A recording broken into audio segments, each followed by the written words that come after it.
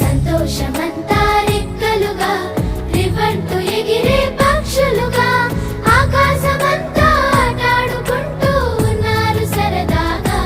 ఒకరేమో సీను ఒకరేమో చున్ను కలిసారే ప్రాణంగా కురిసారే వర్షంగా. పాటేమో సీను ఆటేమో చున్ను ఒకటై ఎదిగారే మధురంగా.